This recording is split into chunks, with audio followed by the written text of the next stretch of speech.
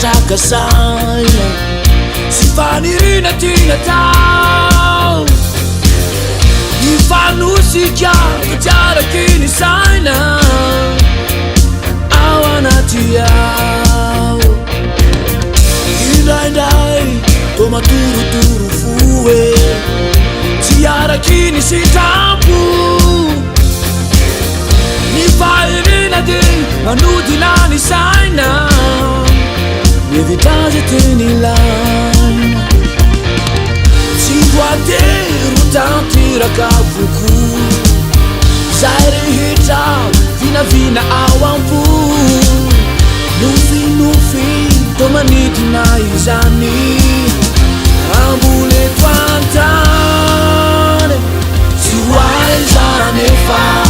mitodiny ihany tsy maintsy antefa raha anjary zany day malonanio fanapitsombola tiay fanantenana vaovao indray tsy hoaizany efa fa mitodiny ihany tsy maintsy antefa raha anjary zany day malonanio fanapitsombola tiay fanantenana vaovao indray ora zavatra mahasarika ny maso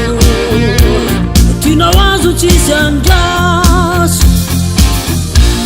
mbola sarotra ka ny mionona ny laina amboarina ny saina fandrosona miazakazaka tokoa tsy misy maharatsy zany fa mila hay mila folaina avoko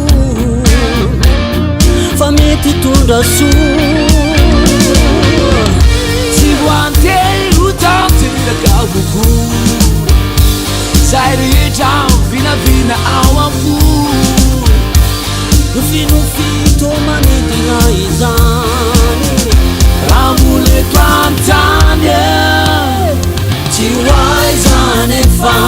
fa mitodiny eo ihany tsy maintsy antefa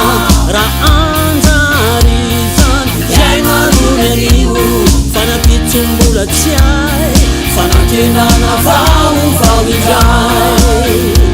tsy hoaizany efa fa mitodiny eo ihany tsy maintsy antefa raha anjary zany zay malonanio fanapitsombola tiay fanantenana vaovao indray tsy hoaizany efa fa mitodiny ihany